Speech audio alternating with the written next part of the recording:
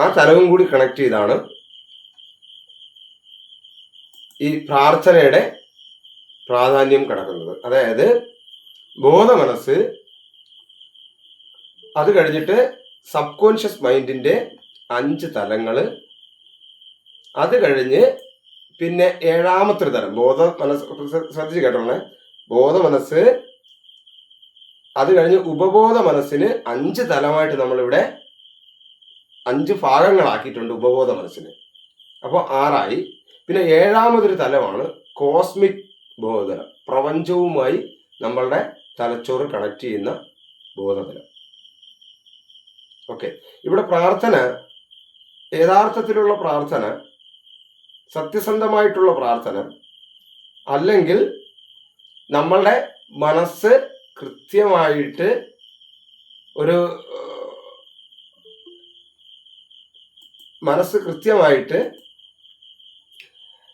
ആത്മാർത്ഥമായി നമ്മൾ പ്രാർത്ഥിക്കുക എന്ന് പറയുന്നത് ഏറ്റവും കൂടുതൽ അനുഭവങ്ങൾ നേരിടുന്ന ആ സമയത്ത് ഒരു സെക്കൻഡിലൊക്കെ നമ്മളോടൊന്നല്ലാതെ എന്തിനോടോ നമ്മൾ മനസ്സറിഞ്ഞ് വിളിക്കുന്ന ചില സമയങ്ങളിൽ, അത് ബോധ മനസ്സ് പ്ലാൻ ചെയ്ത് ഇന്ന് പ്രാർത്ഥിച്ചാലോ എന്ന് തീരുമാനിച്ചുകൊണ്ട് പ്രാർത്ഥിക്കുന്നതിനപ്പുറമാണ് നമുക്ക് മാനസികപരമായി പെട്ടെന്നൊരു സിറ്റുവേഷനിൽ പ്രതീക്ഷിക്കാതെ, മനസ്സിലായി, അപ്രതീക്ഷിതമായി സംഭവിക്കുന്ന ഒരു തരത്തിൽ പെട്ടെന്ന് തന്നെ നമ്മളുടെ കോസ്മിക് ബോധതലവുമായി കണക്റ്റ് ആവും. ഓക്കെ, അപ്പോൾ ഈ പ്രാർത്ഥന എപ്പോഴും ഒരു തലത്തിൽ നിന്ന്, ബോധ മനസ്സിൽ നിന്ന് സബ് കോൺഷ്യസ് മൈൻഡിന്റെ 5 തലങ്ങളിലൂടെ അത് കഴിഞ്ഞ് 6ാമത്തെ തലവുമായുള്ള ഒരു കമ്മ്യൂണിക്കേഷനാണ് യഥാർത്ഥത്തിലുള്ള പ്രാർത്ഥന. ഓക്കെ, ഇത് ഒന്ന് മനസ്സിൽ വെച്ചിരിക്കുക. അത് പിന്നീട് നമ്മൾ പ്രാക്ടീസ് സെക്ഷനിലൊക്കെ വരുമ്പോഴത്തേക്കും മാക്സിമം നമുക്ക് പ്രാക്ടീസ് ചെയ്യാം. അപ്പോൾ പ്രാർത്ഥന എന്ന് പറയുന്നത് ബോധ മനസ്സിലെ നമ്മുടെ ആവശ്യങ്ങളോ അത്യാവശ്യങ്ങളോ നമ്മൾ പെട്ടെന്ന് നമ്മളുടെ കോസ്മിക് തത്വവുമായി ബന്ധപ്പെട്ട്, അല്ലെങ്കിൽ കോസ്മിക് ബോധതലവുമായി ബന്ധപ്പെട്ട് നമ്മളെ പ്രാർത്ഥിക്കുമ്പോൾ, അല്ലെങ്കിൽ അവിടെ കണക്റ്റ് ആവുന്നതിനാണ് യഥാർത്ഥത്തിലുള്ള ഒരു പ്രാർത്ഥന എന്ന് പറയുന്നത്. ഓക്കെ, നമ്മളിവിടെ പ്രധാനമായിട്ടും പറയാവുന്ന, ഇന്നിവിടെ നമ്മൾ ചർച്ച ചെയ്യാൻ പോകുന്ന പ്രധാനപ്പെട്ട ഇതെന്ന് പറയുന്നത്, പ്രാർത്ഥന എന്ന് പറയുന്നത്, നമ്മൾ പ്രാർത്ഥിക്കുന്നത്, എല്ലാവരും ചിന്തിക്കേണ്ട കാര്യങ്ങളാണ്. നമ്മൾ പ്രാർത്ഥിക്കുന്നത് കൊണ്ട് മാത്രം നമ്മളെ വിജയത്തിലോ പരാജയത്തിലേക്കോ കൊണ്ടുപോകാൻ സാധ്യതയുണ്ട്. പ്രാർത്ഥിക്കുന്നത് കൊണ്ട് മാത്രം നമ്മൾ പരാജിതനാവാൻ സാധ്യതയുള്ള ഒരു ഏരിയയാണ് പ്രാർത്ഥന. അതിനൊരു ഉദാഹരണം പറഞ്ഞു കഴിഞ്ഞാൽ, നമുക്കിപ്പോ ഒരു അസുഖം ഉണ്ടെന്ന് വിചാരിക്കുക. അങ്ങനെയെങ്കിൽ നമ്മൾ എങ്ങനെയായിരിക്കും പ്രാർത്ഥിക്കുക? ഈ ഒരു സിറ്റുവേഷനിൽ എല്ലാവരും ഒന്ന് മനസ്സിലൊന്ന് ആലോചിക്കുക. നമ്മൾ ഈ പ്രാർത്ഥനയും മനഃശക്തിയുമായി ബന്ധപ്പെട്ട് ക്ലാസ്സുകൾ കേട്ടിട്ടുള്ളവർ അത് അവർക്ക് ചിന്തിക്കാവുന്നതാണ്. ക്ലാസ്സുകൾ കേൾക്കാത്തവർക്ക് ചിന്തിക്കാവുന്ന മീൻസ് ഈ ക്ലാസ് നേരത്തെ കേട്ടിട്ടുള്ളവർക്ക് അറിയാം. അപ്പോൾ അവർ അല്ല പറയേണ്ടത്, അല്ലാതെ സാധാരണ ഇപ്പോൾ 10ാം ബാച്ചിലുള്ളവരും അല്ലെങ്കിൽ 9ാം ബാച്ചിലുള്ളവർക്കുമൊക്കെ പറയാവുന്ന ഒരു കാര്യമാണ്. എങ്ങനെയായിരിക്കും നമ്മൾ പ്രാർത്ഥിക്കുക?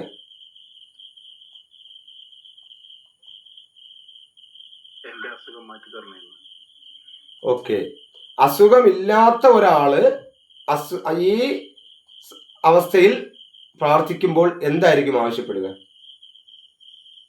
എനിക്ക് അസുഖങ്ങളൊന്നും നൽകല്ലേ. ഓക്കെ, ഈ 2 രീതിയിലായിരിക്കും നമ്മൾ സാധാരണ 100ൽ 99 പേരും പ്രാർത്ഥിക്കുക. എൻ്റെ അസുഖം മാറണേ, മനസ്സിലായില്ലേ? എൻ്റെ അസുഖം മാറണേ. പിന്നെ എനിക്ക് നല്ല ഹെൽത്ത് തരണേ. എനിക്ക് നല്ല ആരോഗ്യം തരണേ. അസുഖം ഇല്ലാത്ത ഒരാൾ പറയണത് എന്തായിരിക്കും? അസുഖം ഇല്ലാത്ത ഒരാൾ ഈ സിറ്റുവേഷനിൽ പ്രാർത്ഥിക്കുന്നത് എങ്ങനെയായിരിക്കും? ഞാൻ വെറുതെ നിങ്ങളെ ചോദ്യം ചോദിച്ച് ഓക്കെ ഞാൻ പൂർണ്ണ ആരോഗ്യവാനാകുന്നു. ഓക്കെ ഓക്കെ ഓക്കെ നമ്മളുടെ ബാച്ചിലൊരു മഹാ മസ്തിഷ്കമുള്ള ആൾക്കാരായതുകൊണ്ടും വളരെ എല്ലാ കാര്യത്തിലും സൂക്ഷ്മമായിട്ടുള്ള ഒരു ആത്മീയത സൃഷ്ടിക്കുന്നവരുമായതുകൊണ്ട് നമുക്കിങ്ങനെ പറയാൻ കഴിയും. മനസ്സിലായില്ലേ?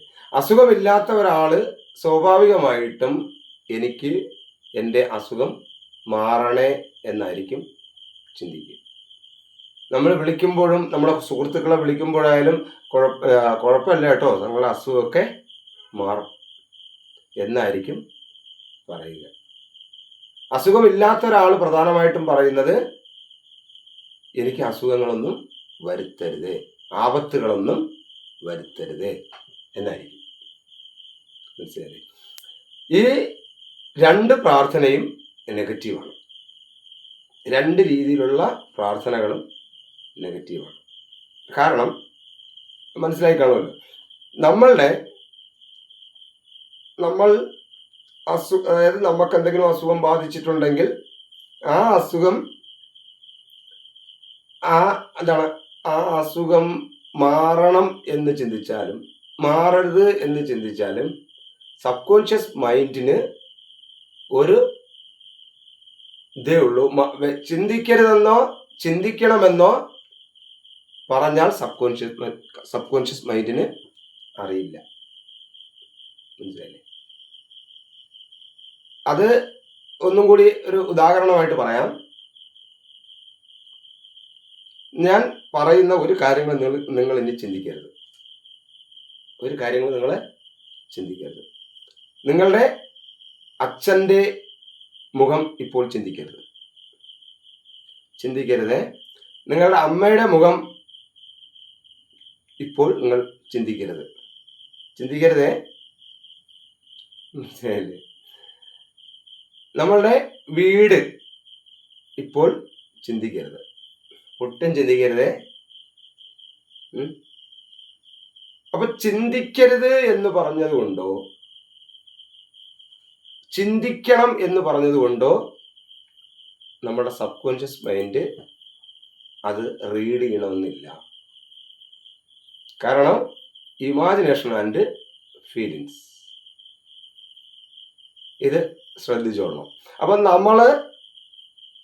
നമ്മൾ ആഗ്രഹിക്കുന്ന ഒരു കാര്യമാണെങ്കിൽ പോലും അതിൻ്റെ ഓപ്പോസിറ്റ് പ്രശ്നങ്ങൾ, നമുക്ക് ഒരു ആപത്തെന്ന് പറഞ്ഞതുപോലെ തന്നെ നമ്മൾ പല മോട്ടിവേഷൻ ക്ലാസ്സുകളിലും പറഞ്ഞിട്ടുള്ളതാണ്, കടം വരരുതേ എന്ന് പറഞ്ഞാലും കടം വരണമെന്ന് പറഞ്ഞാലും നമ്മുടെ തലച്ചോറ് കടമെന്ന് പറയുന്ന പ്രോസസ്സിലേക്കായിരിക്കും ചിന്തിക്കുക. പ്രാർത്ഥന, നമ്മൾ പ്രാർത്ഥിക്കുന്ന കാര്യങ്ങൾ അല്ലെങ്കിൽ നമ്മളുടെ മനസ്സിനോട് പറയുന്ന കാര്യങ്ങൾ പ്രധാനമായിട്ടും ഇത്തരം ചിന്തകളിൽ വളരെ സസൂക്ഷ്മം ഇന്നലെ നമ്മൾ പറഞ്ഞ വിധിയെക്കുറിച്ച് നമ്മൾ ആഴത്തിൽ ചിന്തിച്ചതുപോലെ പ്രാർത്ഥനയെക്കുറിച്ചും നമ്മളുടെ വിശ്വാസങ്ങളെക്കുറിച്ചും നമ്മളുടെ ചിന്തകളെക്കുറിച്ചും നമ്മൾ എന്ത് ചെയ്യണം? സസൂക്ഷ്മം പരിശോധിക്കണം. കണക്റ്റ് ആവുന്നുണ്ടോ ഞാൻ പറയുന്നത്?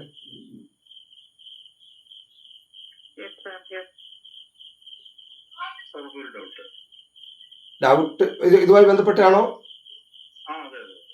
സംശയങ്ങൾ കൂടുതൽ എടുക്കരുതെന്ന് ഗ്രൂപ്പിൽ നിന്നുണ്ട്, എന്നാലും പെട്ടെന്ന് പറയാം.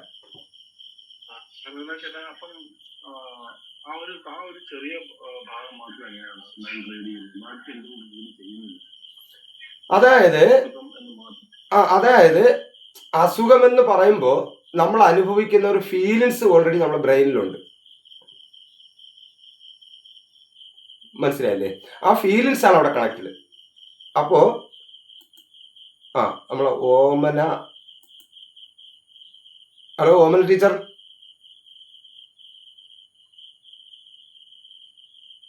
ഓക്കെ. ഓമന ടീച്ചർ അതിലോട്ട് വളരെയധികം ബുദ്ധിമുട്ടി തോന്നുന്നു, കുറെ നേരം പുറത്ത് ഇരുന്നേ. കുഴപ്പമില്ല, തുടങ്ങിയതേ ഉള്ളൂ. ആൾക്കാർ കേട്ടിട്ടുണ്ട് സാറേ. ഞാനിപ്പോ അവരോട് സംസാരിച്ചത്. ശരി ശരി ശരി. Okay, thank you. അപ്പോൾ അനൂപ് സാർ ഇപ്പോൾ വന്നേ ഉള്ളൂ, തിരിച്ചു വന്നേ ഉള്ളൂ അല്ലേ? കുഴപ്പമില്ല, നമ്മൾ തുടങ്ങിയിട്ടേ ഉള്ളൂ. അപ്പോൾ ഈ ഇപ്പോൾ പറഞ്ഞ ഇത്തരം ചെറിയ ചോദ്യങ്ങൾ അതുമായി വിഷയപ്പെട്ട് നല്ലതാണത് ചോദിക്കുന്നത്. വേറെ വിഷയത്തിലേക്കോ അതിനെ വഴിതിരിക്കാതെ ഉള്ള ചോദ്യങ്ങൾ ആ സമയത്ത് വരുന്നത് നമുക്ക് കുറച്ചും കൂടി ക്ലാസ് കുറച്ചും കൂടി ഉദാഹരണങ്ങൾ പറയാൻ പറ്റും. അതായത് നമ്മൾ അസുഖമായിരിക്കുന്ന സമയത്ത് ഉണ്ടായിട്ടുള്ള വേദനകൾ, ആ ഫീലിങ്സ്, മനസ്സിലല്ലേ, ആ ബുദ്ധിമുട്ട്, ഇതെല്ലാം തലച്ചോറിൽ രജിസ്റ്റർ ചെയ്യും. ഇമാജിനേഷനും ആൻഡ് ഫീലിങ്സും മാത്രമേ സബ്കോൺഷ്യസ് മൈൻഡിന്റെ ലാംഗ്വേജ് ആയിട്ട് ഉള്ളൂ. അപ്പോൾ ഇവിടെ സംഭവിക്കുന്നതും അത് തന്നെയാണ്. നമുക്ക് അപ്പോൾ അസുഖം ബാധിച്ച ഒരാൾ പ്രാർത്ഥിക്കേണ്ടത്, അല്ലെങ്കിൽ എന്തെങ്കിലും ഹെൽത്ത് പ്രശ്നമുള്ള ആൾ, അല്ലെങ്കിൽ എന്തെങ്കിലും മൈൻഡിന് വിഷയമുള്ള ആൾ, അല്ലെങ്കിൽ എന്തെങ്കിലും തീരുമാനങ്ങൾ എടുക്കേണ്ട, അതായത് ഉദാഹരണം നമുക്ക് തടി കൂട്ടുകയോ കുറയ്ക്കുകയോ അല്ലെങ്കിൽ മുടി വളരുകയോ മനസ്സിലായി, അങ്ങനെ ഏത് കാര്യത്തിന് വേണ്ടിയാണോ നമ്മൾ മനസ്സിൽ ഇമാജിനേഷൻ ചെയ്യുന്നത്, അത് ആ അവസ്ഥ, അതായത് നമ്മൾ അതായത് ഒരു അസുഖമുള്ള ഒരാള് പ്രാർത്ഥിക്കേണ്ടത്, എനിക്ക് സുഖം ലഭിക്കണേ, നിനക്ക് സുഖം എനിക്ക് വേണ്ടി നൽകാൻ കഴിയുമെന്ന് എനിക്കറിയാം. എൻ്റെ മനസ്സിനോടായിക്കോട്ടെ, നമ്മൾ വിശ്വസിക്കുന്ന വിശ്വാസ ദർശനങ്ങളോടായിക്കോട്ടെ, ദേവതകളോടായിക്കോട്ടെ, ദേവന്മാരോടായിക്കോട്ടെ, മനസ്സിലായി, ലോക ദൈവങ്ങളോടായിക്കോട്ടെ, പ്രപഞ്ച സൃഷ്ടിയോടായിക്കോട്ടെ, ഏതിനോടാണോ നമ്മൾ പ്രാർത്ഥിച്ചാലും നമ്മൾ മനസ്സിലാക്കേണ്ടത്, നമ്മളുടെ കോസ്മിക് ബോധതലം എന്ന് പറയുന്ന നമ്മളുടെ സബ് കോൺഷ്യസ് മൈൻഡ് കഴിഞ്ഞ് ഒരു ബോധം നമ്മുടെ ഉള്ളിലുണ്ട്, കോസ്മിക്കുമായി ബന്ധപ്പെട്ട്. ആ ബോധതലത്തിനോടാണ് നമ്മൾ പ്രാർത്ഥിക്കുന്നത്. ആ പ്രാർത്ഥിക്കുമ്പോൾ നമ്മൾ പ്രധാനമായിട്ടും പറയേണ്ട കാര്യം ഇതാണ്: നമുക്ക് സുഖം ലഭിക്കണേ, സുഖം ലഭിച്ച് നിനക്ക് സുഖം തരാൻ പറ്റുമെന്ന് എനിക്ക് വിശ്വാസമുണ്ട് എന്നതാണ്. ഇനി ഓക്കെ, അസുഖം ഇല്ലാത്ത ഒരാള് പറയേണ്ട എന്താണ്?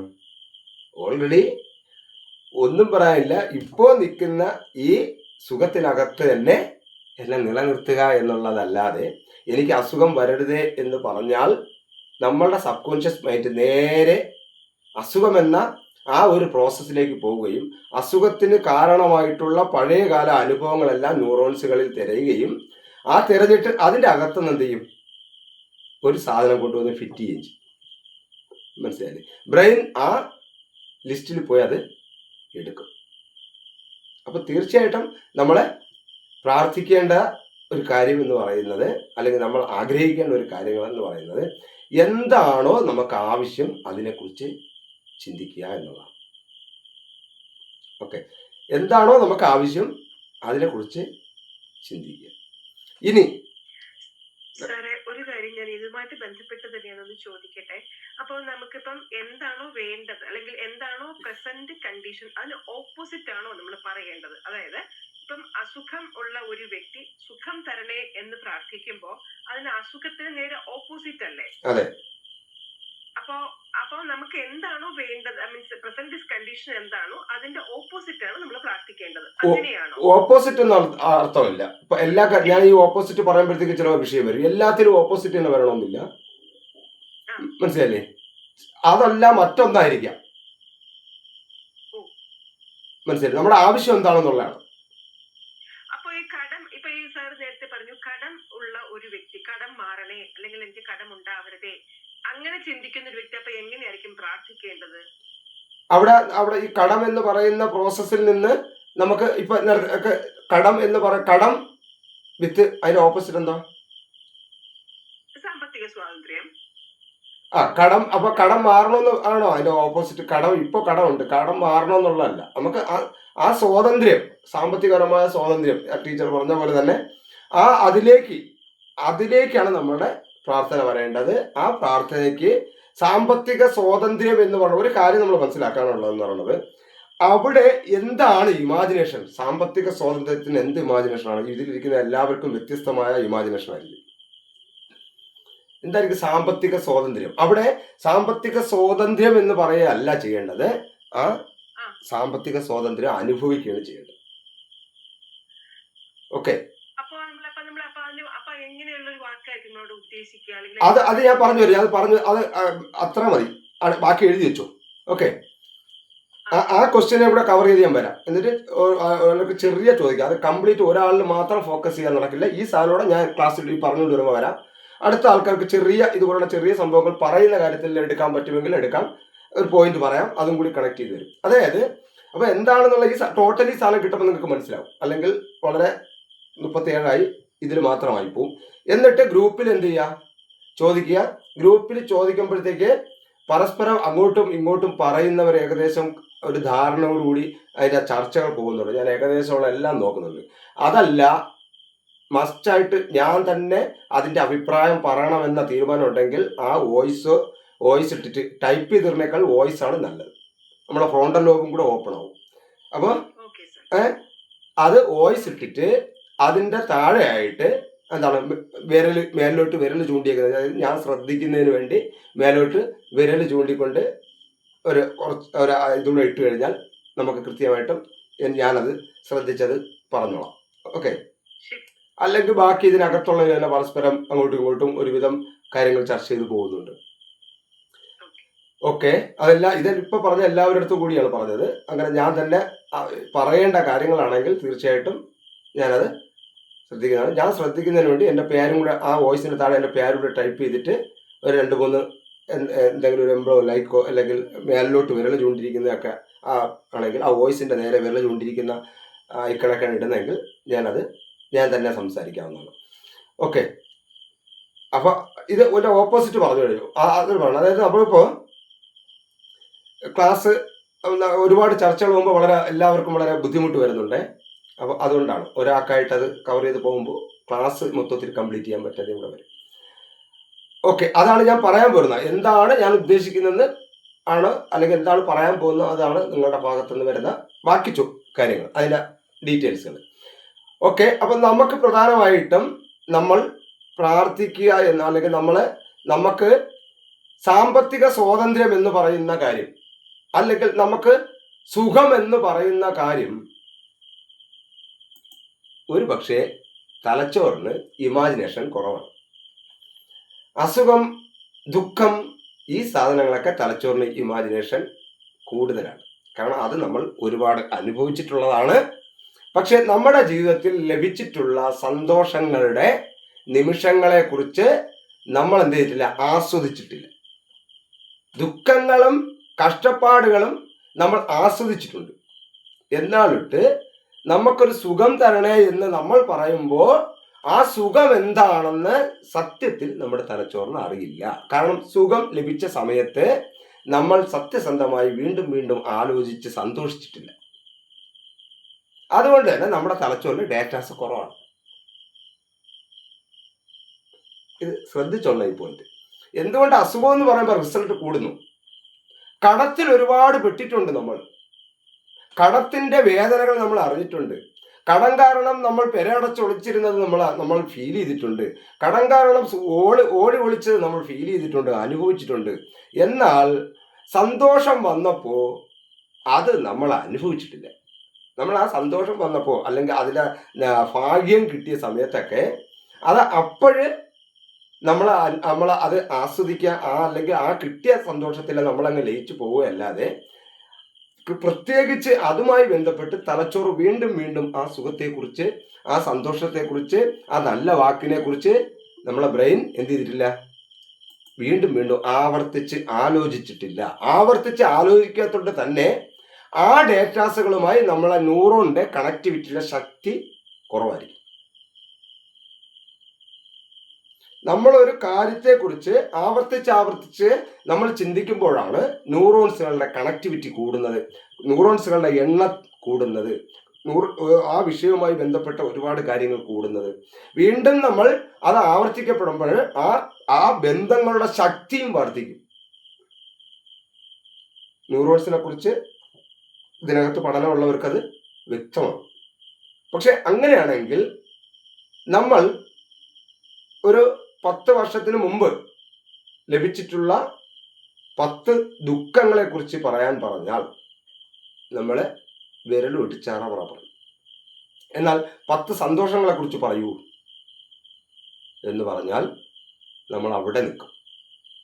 ശരിയാണോ അല്ലേ? ഒരുപാട് ആലോചിക്കേണ്ടി വരും.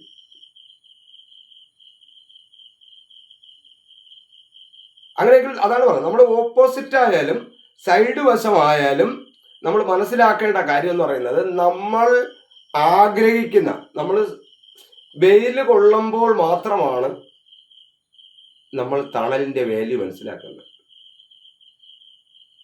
മനസ്സിലല്ലേ? തണൽ നമ്മൾ ആഗ്രഹിക്കുന്നത് വെയിൽ കൊള്ളുമ്പോൾ മാത്രമാണ്. അല്ലാത്തൊരു പക്ഷം തണലിന്റെ വില നമ്മൾ മനസ്സിലാക്കാറുണ്ട്.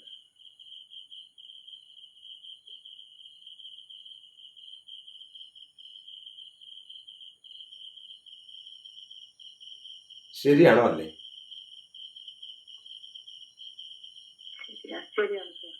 അങ്ങനെയെങ്കിൽ നമ്മളുടെ സബ് കോൺഷ്യസ് മൈൻഡിന്റെ അകത്തേക്ക് ഇനി നിങ്ങൾ ഇന്ന് ഈ ക്ലാസ് കേൾക്കുന്ന എല്ലാവരും ഈ നിമിഷം ഇപ്പോൾ ഇവിടം തൊട്ട് സുഖങ്ങളുടെ ഡേറ്റാസുകൾ കിട്ടുന്ന സമയത്ത് നിറയ്ക്കണം. സന്തോഷത്തിന്റെ ഡേറ്റാസുകൾ നിങ്ങൾ ഇവിടെ നിറച്ചു തുടങ്ങണം.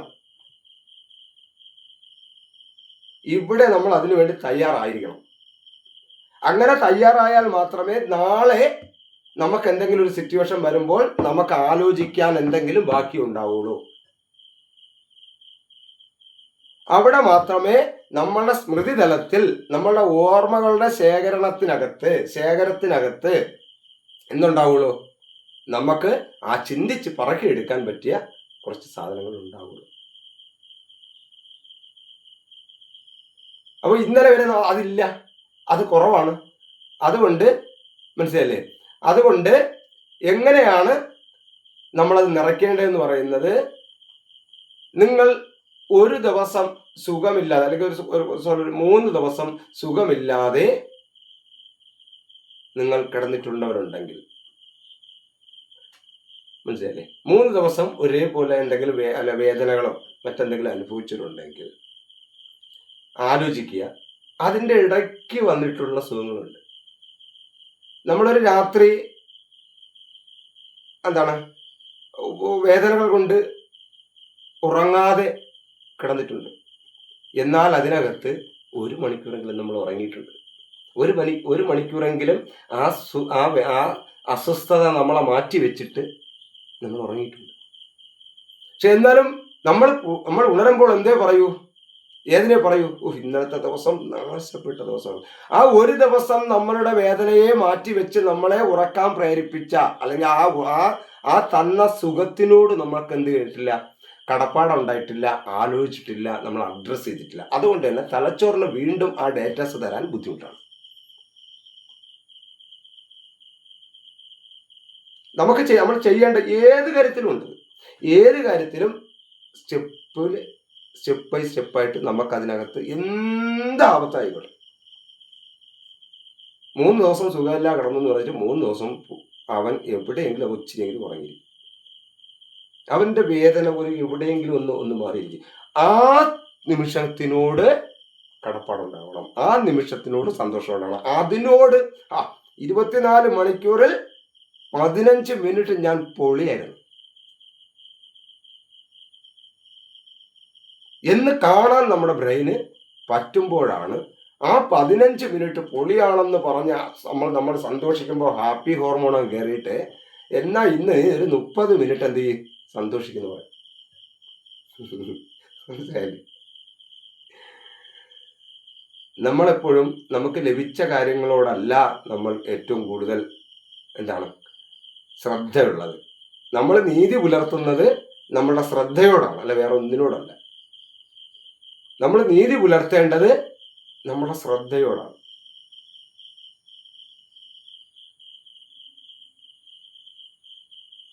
നമ്മളുടെ നീതി പുലർത്തേണ്ടത് നമ്മളുടെ ശ്രദ്ധയോടാണ്. അപ്പോ ആ 1 മിനിറ്റ് നമ്മൾ, അല്ലെങ്കിൽ ഒരു 15 മിനിറ്റ് നമ്മൾ, അല്ലെങ്കിൽ ഒരു 30 മിനിറ്റ് നമ്മൾ ശ്രദ്ധിച്ചില്ല എങ്കിൽ ബാക്കിയുള്ള ഭാഗങ്ങളോട് മാത്രമാണ് ശ്രദ്ധിച്ചെങ്കിൽ പിന്നെ നമ്മൾ സുഖത്തിന് വേണ്ടി പ്രാർത്ഥിക്കുമ്പോൾ നീതി പുലർത്താത്ത കാര്യത്തിനോടാണ് നമ്മൾ ആവശ്യപ്പെടുക. നമ്മളുടെ സുഖങ്ങളോട് നമ്മൾ ശ്രദ്ധിച്ചിട്ടില്ല. അപ്പൊ നീതി പുലർത്താത്ത കാര്യത്തിനോട് പ്രാർത്ഥിച്ചാൽ അത് ഏതിലേക്ക് നമ്മളെ കൊണ്ടുപോകൂ?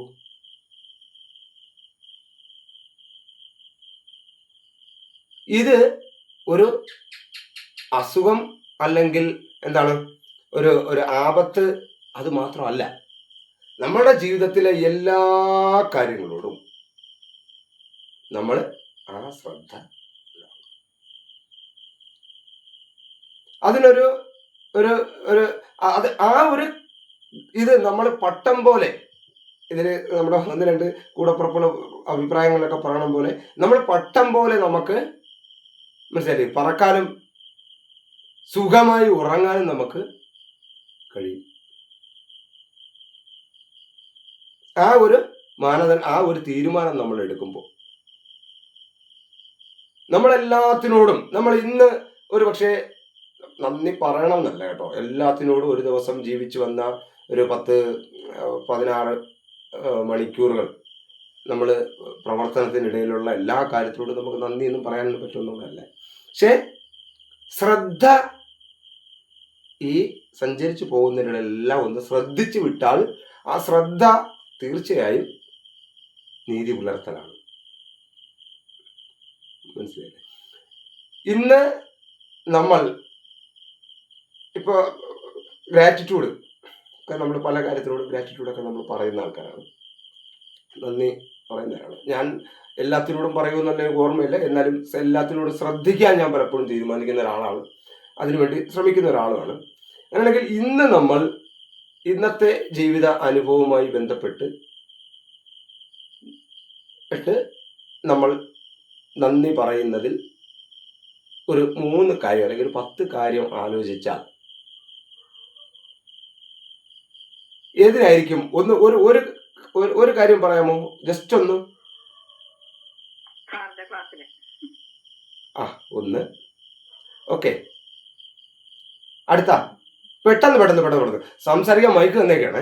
പെട്ടെന്ന് അടുത്ത ആൾ പറയൂ. വെറുതെ ആരോഗ്യത്തിന്,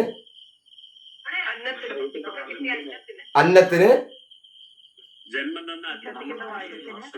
ഓക്കെ, ജന്മം തന്ന അച്ഛനും അമ്മയ്ക്കും കിട്ടിയ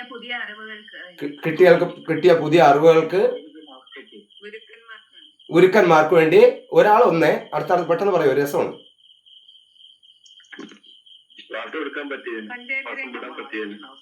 അതെ, ശ്വാസം വിടാൻ പറ്റിയതിന്, പഞ്ചേന്ദ്രിയങ്ങൾക്ക്,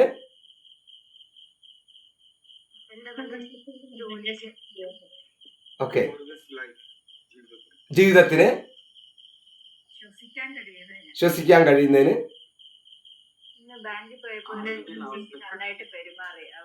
അവരോട്. ഓക്കെ, അങ്ങനെ നിരവധി കാര്യങ്ങളുണ്ട്. അപ്പൊ ശ്രദ്ധ അങ്ങനെയാണ്, മനസ്സിലായില്ലേ? നമുക്ക് ഉപയോഗപ്പെടുന്നത് ഇത് ശ്രദ്ധിക്കുന്നതിന് മാത്രമേ ആണ് നമ്മൾ പ്രധാനമായിട്ടും പറയുന്നത്. പക്ഷേ എൻ്റെ ക്ലാസ്സിന് നന്ദി പറഞ്ഞു, പക്ഷേ നമുക്ക് ഞാനിത് പറയുന്നത് നിങ്ങൾ ആരും അങ്ങനെ പറഞ്ഞില്ലല്ലോ, ചിന്തിച്ചില്ലല്ലോ എന്നൊന്നും അർത്ഥത്തിനൊന്നും അല്ല.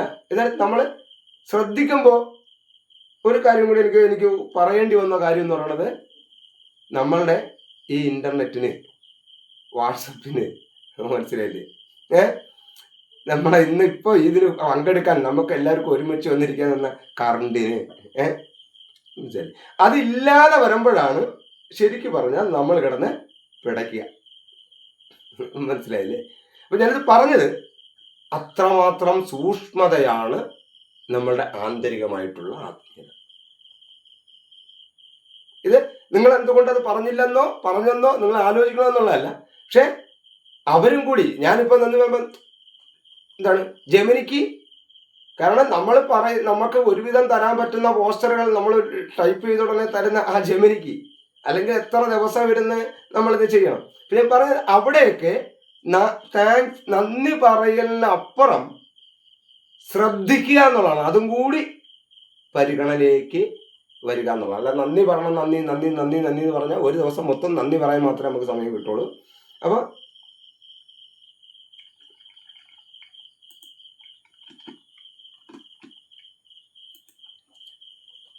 ഇങ്ങനെ അപ്പൊ സൂക്ഷ്മമാണ്. ഇതേപോലെയാണ് ഞാനിപ്പോൾ ഇത്രയും കാര്യം പറയുമ്പോൾ ഇതേപോലെയാണ് നമ്മുടെ ജീവിതത്തിലെ വളരെ ചെറിയ സുഖങ്ങളെ പോലും നമ്മൾ ആസ്വദിക്കാനും നമ്മളത് അനുഭവിക്കാനും നമ്മൾ അതിനെ കാണാനും കഴിയണം. പ്രത്യേകിച്ച്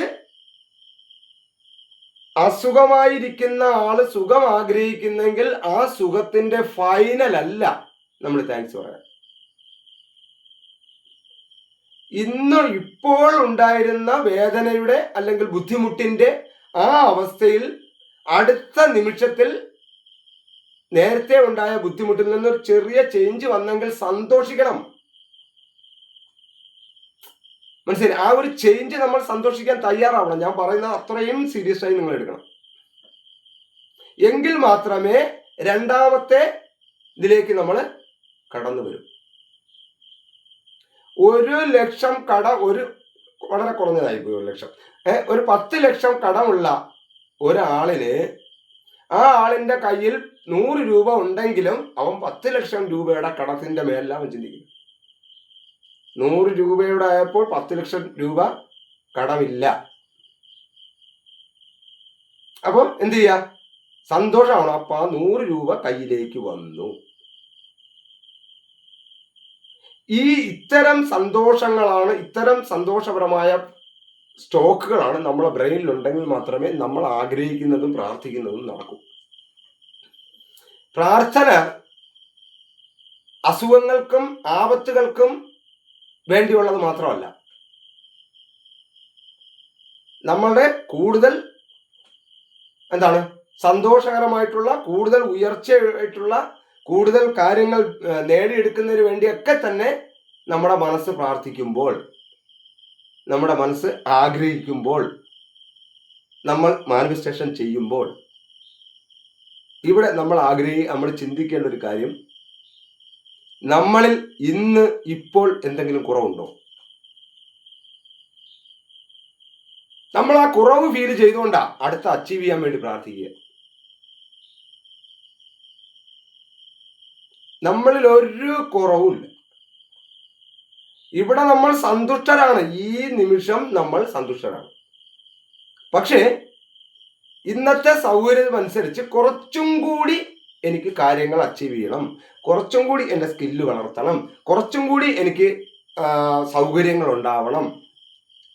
ഇത് മനുഷ്യനെന്താണ്?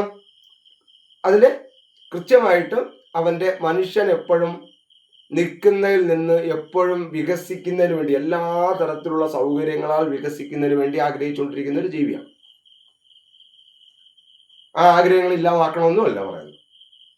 പക്ഷെ ഇന്ന് നമ്മളുടെ അസൗകര്യങ്ങളിലേക്ക് നോക്കിക്കൊണ്ടായിരിക്കരുത് നമ്മളെ വിജയത്തിന് വേണ്ടിയുള്ള പ്രാർത്ഥനകൾ ഉണ്ടാവേണ്ടത്. കണക്റ്റ് ആവുന്നുണ്ടോ?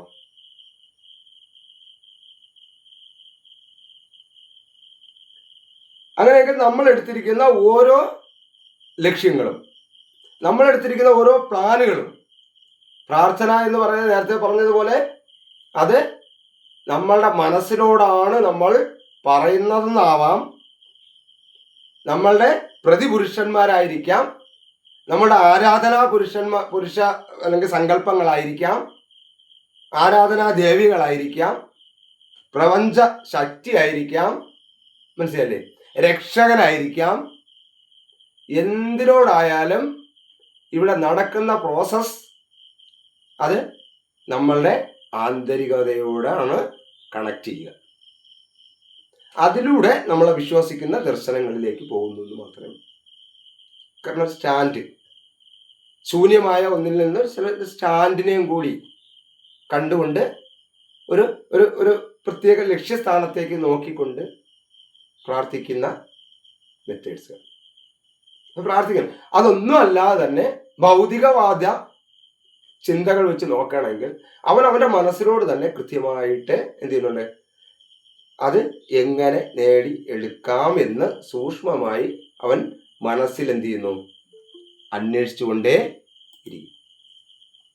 ഇതും പ്രാർത്ഥനയാണ്.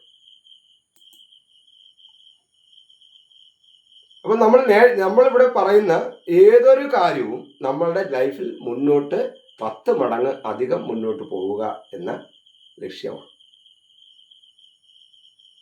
ഓക്കെ,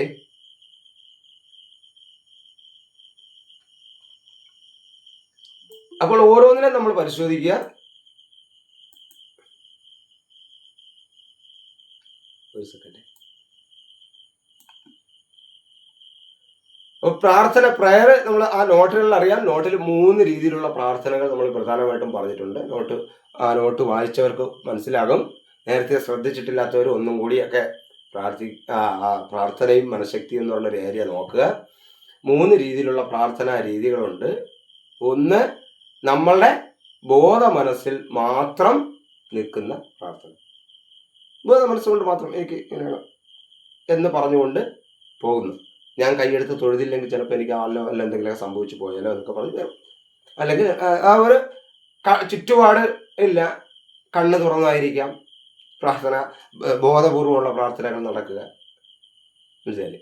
ഉപബോധ മനസ്സുമായി കണക്ട് ചെയ്യുമ്പോൾ ഉള്ള പ്രാർത്ഥന കുറച്ചും കൂടി ഡീപ്പായിരിക്കും. ഇത് പ്രാർത്ഥന എന്ന് പറയുന്നത് ദൈവസങ്കല്പത്തിൽ മാത്രം ചിന്തിക്കുന്ന ഒരു കാര്യമല്ല. നിങ്ങൾ ചെയ്യാൻ എടുക്കുന്ന ഏതൊരു തീരുമാനമാണോ ആ തീരുമാനത്തെ ബൂസ്റ്റ് ചെയ്യൽ മാത്രമാണ് പ്രാർത്ഥന. അത് പ്രത്യേകം ശ്രദ്ധിച്ചോളണം. നമ്മൾ ഇവിടെ പ്രാർത്ഥനയെ പഠിപ്പിക്കുകയല്ല. നമ്മൾ എന്താണോ ചെയ്യാൻ ആഗ്രഹിക്കുന്നത് അതിനെന്ത് ചെയ്യുക? ബൂസ്റ്റ് ചെയ്യുക. ഇനി ആവശ്യമില്ലാത്ത ചില സാധനങ്ങൾ ബൂസ്റ്റായി കിടക്കൊണ്ട് അതിനെ ഒഴിവാക്കുക.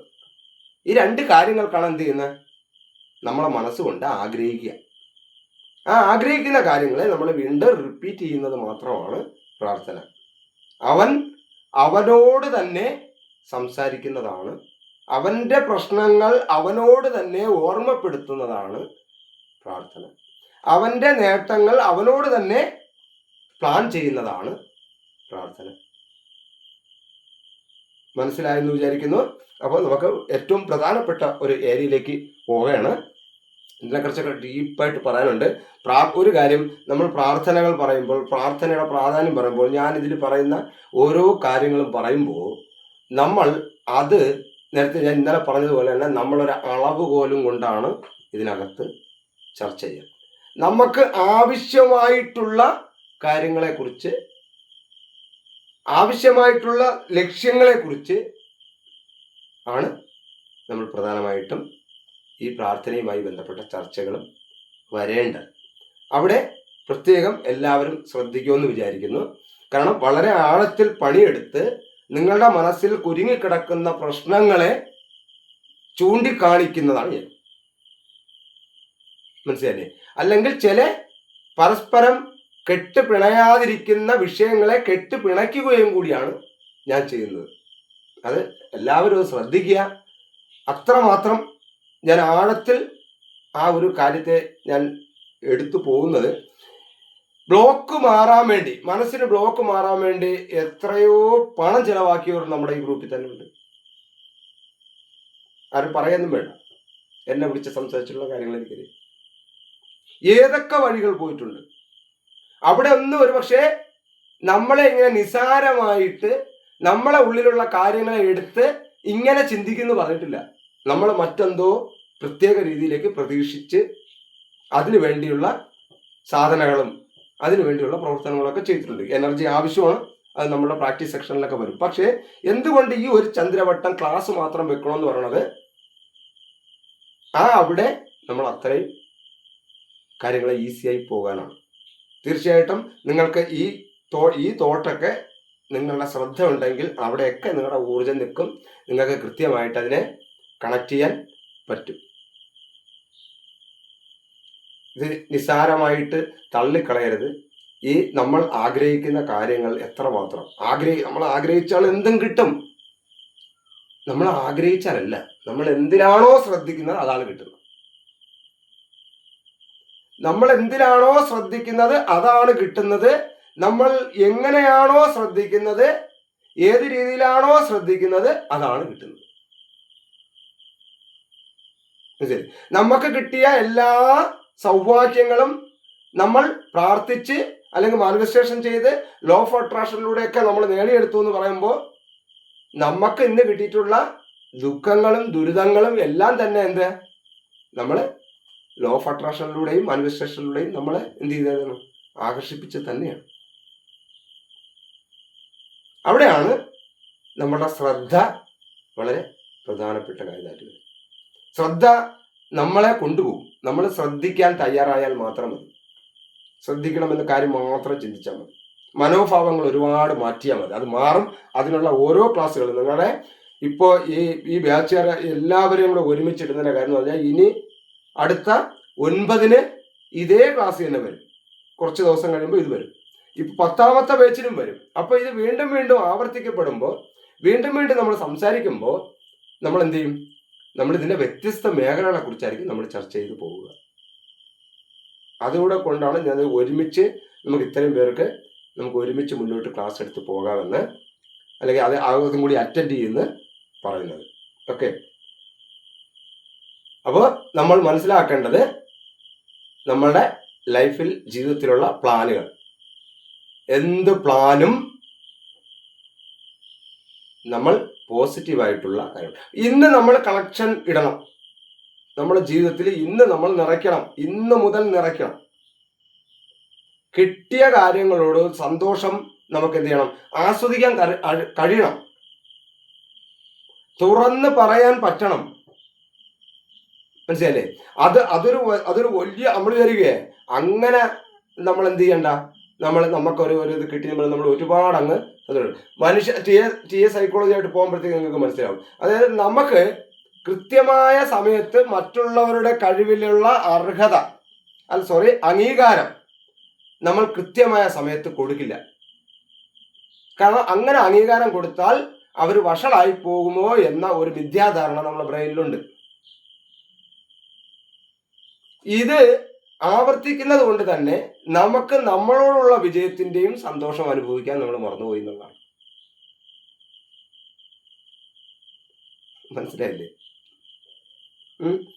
പിന്നെ നമ്മൾ അർഹതപ്പെട്ടതാണെങ്കിൽ പോലും നമ്മളുടെ അംഗീകാരം നമുക്ക് ചോദിച്ചു മേടിക്കാൻ ഉള്ളതാണ്.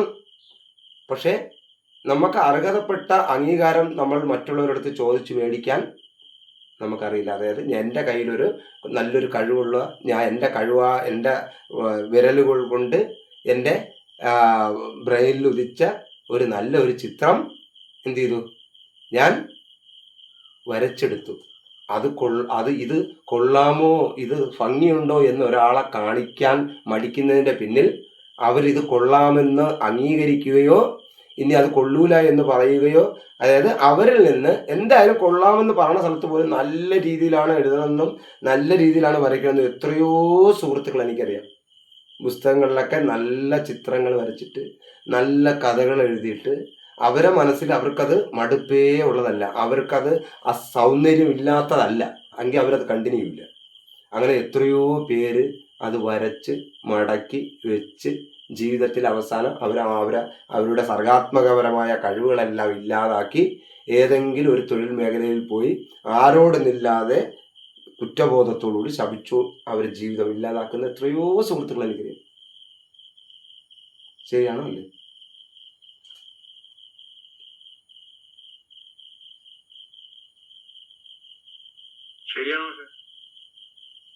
ഈ പ്രോസസ്, ഈ കാര്യങ്ങൾ അവിടെ നമ്മൾ എന്താണ്, നമുക്ക് അർഹതപ്പെട്ട അംഗീകാരം നമ്മൾ മറ്റുള്ളവരെ ചോദിച്ചു വാങ്ങണം. അർഹതപ്പെടാത്തതാണ് എന്നറിഞ്ഞാൽ അതിനെ നമ്മൾ സ്വീകരിക്കാതെ തലകുലുക്കി മാറുക. ആ അർഹതപ്പെടാത്ത അംഗീകാരം നമ്മൾ മേടിക്കാൻ കരുത്. പലപ്പോഴും പലരും ചെയ്തതിൻ്റെ ക്രെഡിറ്റ് നമ്മൾ മേടിക്കാറുണ്ട്. പക്ഷെ പേര് നമ്മൾ ചെയ്തതാണ് എന്ന് പറയാറുണ്ട്. അല്ലെങ്കിൽ അത് ലഭിച്ചു കഴിഞ്ഞാൽ, അല്ലെങ്കിൽ ഞാൻ ക്ലാസ് എടുക്കുന്നതിനേക്കാൾ എൻ്റെ ഒരു കണക്കിനേക്കാൾ ഒരാള് സാറിൻ്റെ ക്ലാസ് സൂപ്പറാണ്, അധികം പതിപ്പ് പറയണം. പക്ഷേ അദ്ദേഹത്തിൻ്റെ ഫീലിങ്സിൽ അതില്ല. എന്നാലൊട്ട് എന്നെ അങ്ങ് എന്ത് ചെയ്യണം, ഒരുപാട് ബൂസ്റ്റ് ചെയ്ത് അദ്ദേഹത്തിന് പറയണം. അത്തരം സിറ്റുവേഷൻ വന്നാൽ അതിനെ നമ്മൾ ആഗ്രഹിക്കുകയും ഇഷ്ടപ്പെടുകയും ചെയ്താൽ നമ്മൾ ഓട്ടോമാറ്റിക്കലി എന്താണ്, മറ്റുള്ളവർ നമ്മളെ എങ്ങനെ ഇൻഫ്ലുവൻസ് ചെയ്യും, നമ്മളെ എങ്ങനെയാണോ അവർക്ക് കൺട്രോൾ ചെയ്യാൻ പറ്റുന്ന ബ്രെയിൻ ആയിരിക്കും നമ്മളെ. കാരണം അവരെ എവിടെ നമുക്ക് അർഹതപ്പെടാത്ത അംഗീകാരം അവർ തന്നുകൊണ്ടേ ഇരിക്കുകയാണെങ്കിൽ തീർച്ചയായും എന്താണ്, അവരല്ലെങ്കിൽ മറ്റുള്ളവർ നമ്മളെ മുതലെടുക്കും. ഞാനിത് പറയുന്നത്, ഈ നമുക്ക് കിട്ടേണ്ട കാര്യങ്ങൾ കിട്ടുകയും മറ്റുള്ളവരെ അംഗീകരിക്കാനും കൂടി നമ്മൾ തയ്യാറാകുമ്പോൾ, മറ്റുള്ളവരുടെ ചെറിയ കഴിവിനെ പോലും നമുക്ക് അംഗീകരിക്കാൻ തയ്യാറാകുമ്പോൾ,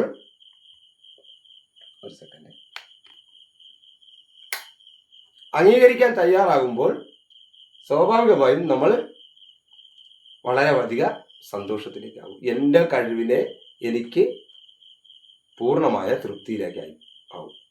അപ്പം ഇത് മനസ്സിലാക്കുക. നമുക്ക് വളരെ പ്രധാനപ്പെട്ടൊരു മേഖലയും നമ്മുടെ പ്രൊഫഷണലുമായിട്ട് ബന്ധപ്പെട്ട് ഞാൻ ഈ കാര്യങ്ങളൊക്കെ പറയുന്നത് നമ്മളുടെ മുന്നോട്ടുള്ള യാത്രയ്ക്ക് വെളിച്ചമേകുന്നതിന് വേണ്ടിയാണ് എന്ന ബോധം അത് എല്ലാവർക്കും ഉണ്ടാകണം. അപ്പോൾ അതിനു വേണ്ടി തയ്യാറാവണം.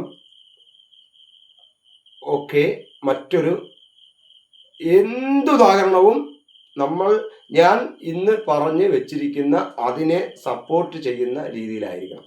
കാരണം ഈ വാഹനം ഡ്രൈവ് ചെയ്യുന്ന ഞാനാണ്, മനസ്സിലായില്ലേ? നിങ്ങൾ ഓരോരുത്തരും ഈ വണ്ടിയിൽ കയറിയപ്പോൾ ഇവിടെ പോകാൻ പറ്റുമോ, ഇവിടെ കൊണ്ടെത്തിക്കുമോ, ഇവിടെ എത്തിക്കുമോ? അപ്പൊ ഇങ്ങനെ ആകുമ്പോൾ ചില ആൾക്കാർ ചോദിക്കും, ഈ സ്ഥലത്തേക്ക് പോകേണ്ട വണ്ടിയാണോ ഞാൻ കയറട്ടെന്ന് പറയുമ്പോൾ ഞാൻ തന്നെ ഓട്ടോമാറ്റിക്കലി പറയും, മാഷേ ഇത് ഞാൻ ആ വഴിക്ക് പോണ വണ്ടിയല്ല, എന്ത് ചെയ്യുക, അത് വേറെ വണ്ടി വരും, അതിൽ കയറിക്കുന്നുണ്ട്. അപ്പൊ എനിക്കറിയാം ഇത് ഏത് സ്ഥലത്തുള്ള, കാരണം റൂട്ട് ഞാൻ പ്ലാൻ ചെയ്ത് വെച്ചതുകൊണ്ടും ഇത് ഡ്രൈവ് ചെയ്യുന്നത് ഞാനായതുകൊണ്ടും ആ സ്ഥലങ്ങളിലേക്ക് എത്തിക്കുന്നതിന് വേണ്ടിയുള്ള ഒരു പൊതുവായിട്ടുള്ള ലക്ഷ്യമുള്ള ഒരു സ്ഥലത്തേക്കാണ് നമ്മുടെ ഈ വാഹനം പോകുന്നത്. അപ്പോൾ തീർച്ചയായിട്ടും നമുക്ക് എന്താണ്, ആ ഒരു കാര്യത്തെ നമ്മൾ ഇതിനകത്ത് പരിഗണിക്കണം. അതിനുവേണ്ടി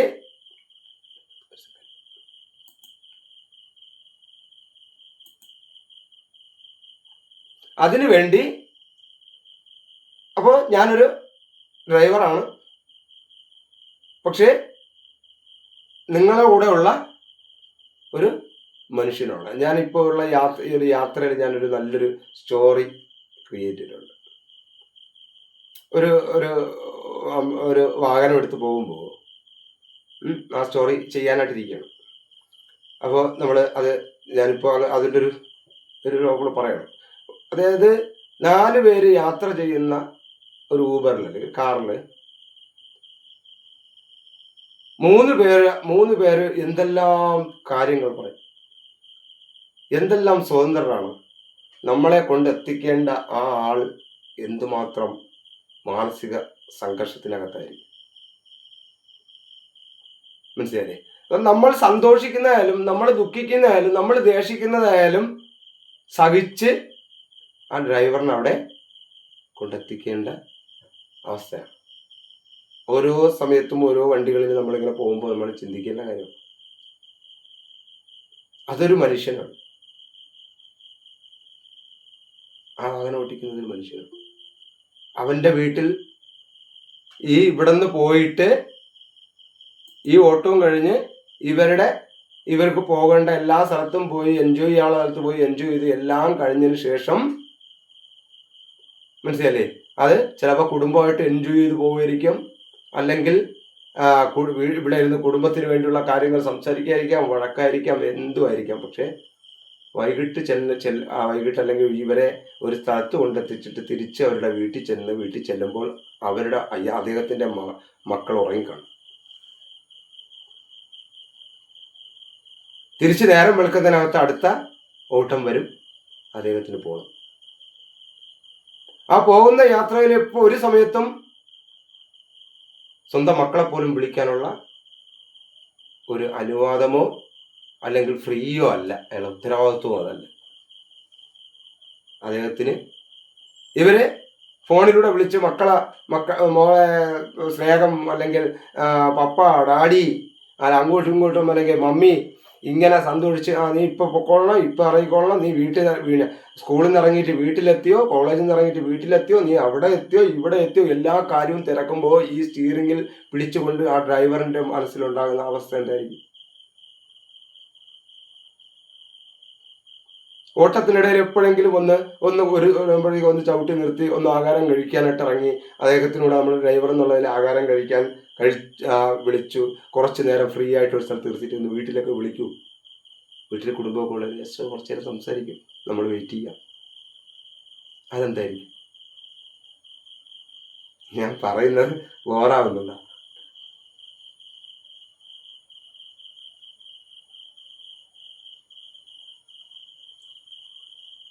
ഇല്ലേ മാഷേ? ജീവിതമായിട്ട് കണക്ട് ചെയ്തല്ലേ മാഷ് പറയുന്നത്? ബോറല്ല ഒരിക്കലുമില്ലേ മാഷേ, അത് മാഷ് പറഞ്ഞ ആ രീതിയാണ് അതിന്റെ ശരി. അങ്ങനെ ആരും സാധാരണ ചെയ്യാറില്ല. അത് താങ്ങുന്നതിനും അപ്പുറമാണത്, മനസ്സിലായില്ലേ?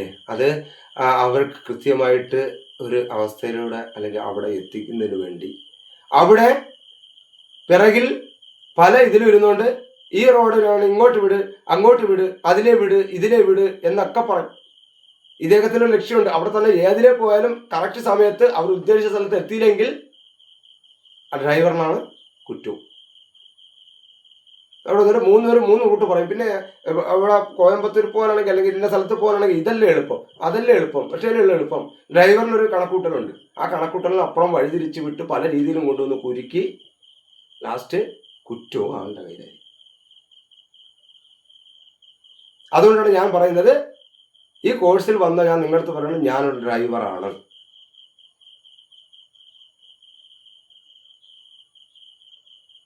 എനിക്ക് നിങ്ങളെ കൊണ്ട് എത്തിക്കേണ്ട സ്ഥലത്തെ കുറിച്ച് എനിക്ക് മുമ്പേ ഒരു മാപ്പ്, ഒരു ഇത് നിങ്ങൾ തന്നിട്ടുണ്ട്.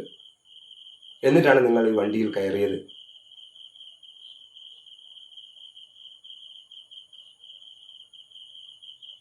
അത് മാക്സിമം ഒരു അപകടവും കൂടാതെ അവിടെ കൊണ്ട് എത്തിക്കണമെന്ന് ആത്മാർത്ഥമായിട്ട് ഞാൻ ശ്രമിക്കുകയാണ്.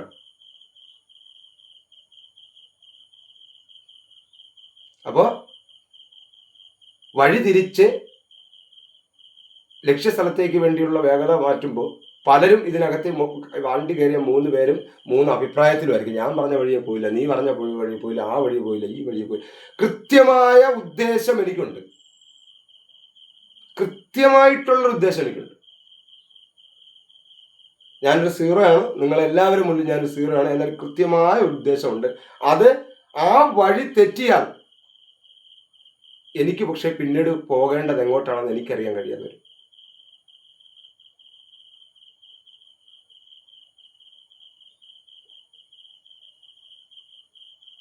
നമ്മളുടെ വാഹനത്തിൽ ഓടുന്ന വാഹനം നമ്മളെ ഉദ്ദേശ സ്ഥലത്തൊക്കെ കൊണ്ടുപോകുന്ന കോടിക്കണക്കിന് വിലയുള്ള ആ വാഹനത്തിന്റെ ഏറ് പോലും 10 രൂപ കൊടുത്താൽ കിട്ടുന്ന അതിന്റെ കാറ്റ് പോലും കുറവാണോ കൂടുതലാണോ എന്ന് പരിശോധിക്കേണ്ടത് എൻ്റെ ആവശ്യമാണ്.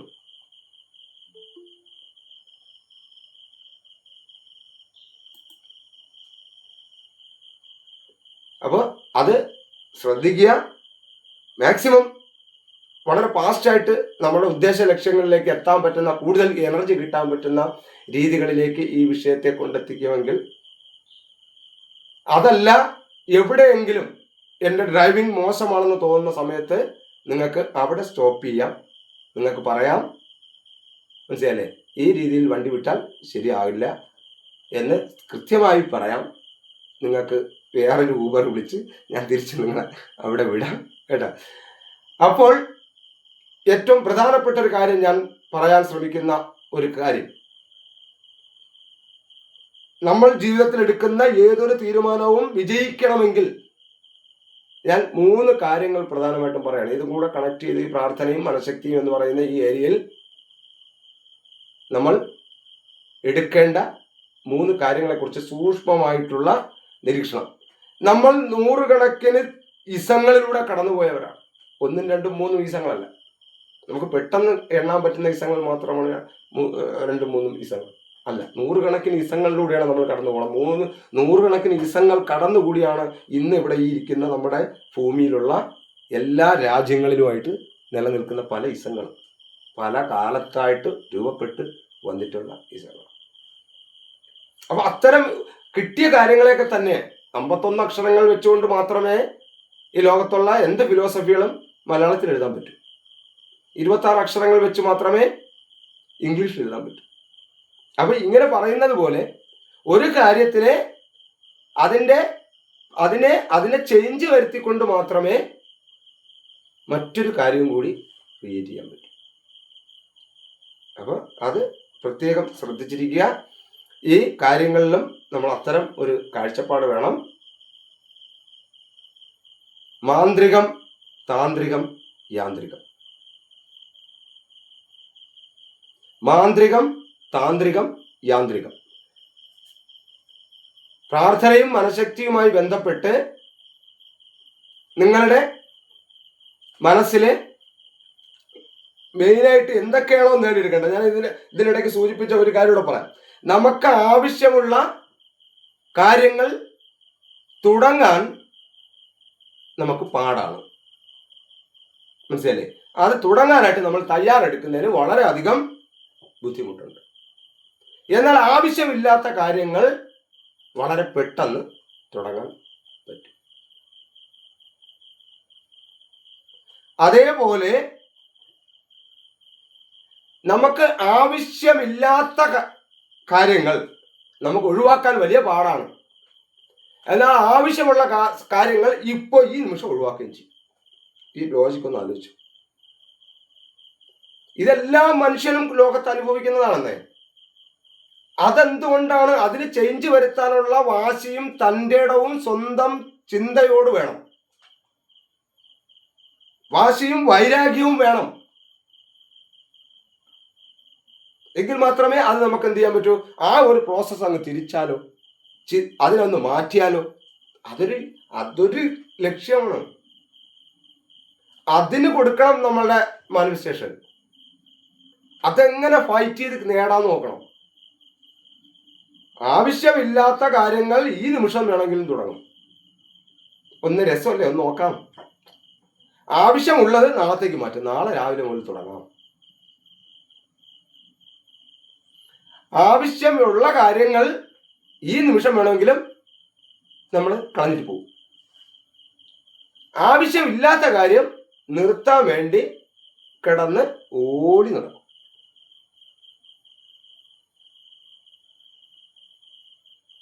ഓക്കെ, കണക്റ്റ് ആയോ?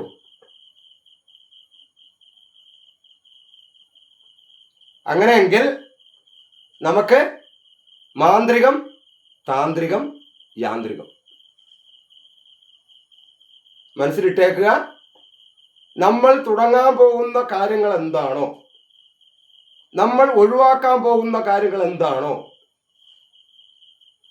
ആ 2 കാര്യവും നമുക്ക് സക്സസ് ആണ് ആവശ്യം. ചില കാര്യങ്ങൾ പുതിയത് നമ്മൾ തുടങ്ങുക എന്നുള്ളതും ചില കാര്യങ്ങൾ നമുക്കത് ഉപേക്ഷിക്കുക എന്നുള്ളതുമാണ്. മനസ്സിലായില്ലേ? അതുപോലെ നമ്മൾ എടുക്കുന്ന ഒരു തീരുമാനം,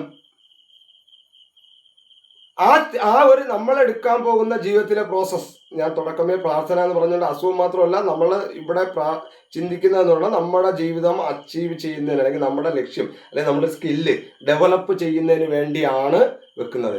അപ്പോൾ അതിനു വേണ്ടിയുള്ള നമ്മളുടെ പ്രപഞ്ചത്തിലെ എന്താണ് നക്ഷത്ര സമൂഹങ്ങളായ ഗാലക്സികൾ, ആ ഗാലക്സികളിൽ ഒരു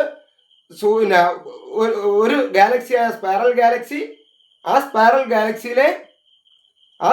ഗാലക്സിയിലെ ഒരു നക്ഷത്രമായിട്ടുള്ള സൂര്യൻ, ആ സൂര്യന്റെ ചുറ്റിലും ഗ്രഹങ്ങൾ, 8 ഗ്രഹങ്ങളിൽ ഒന്നായിട്ടുള്ള ഭൂമിയിൽ നിരവധി ജീവജാലങ്ങൾ, ആ ജീവജാലങ്ങളിൽ ഒന്നായിട്ടുള്ള മനുഷ്യൻ, ആ മനുഷ്യന്റെ മനസ്സ്, ആ മനസ്സിന്റെ സൂക്ഷ്മ ചിന്ത, ഏറ്റവും സൂക്ഷ്മമായ ഊർജമായ ചിന്ത, ആ ചിന്തകളുടെ കൂട്ടമായ ആശയവിനിമയം. അപ്പോൾ ഏറ്റവും സൂക്ഷ്മമായ ചിന്തയിൽ നമ്മൾ മനസ്സിനകത്തേക്ക് പറയുന്നതാണ് മന്ത്രം, മാന്ത്രികത. മനസ്സുമായി കണക്ട് ചെയ്ത് ഒരു പ്ലാൻ തീരുമാനിക്കുന്നതിനെയാണ് മാന്ത്രികത.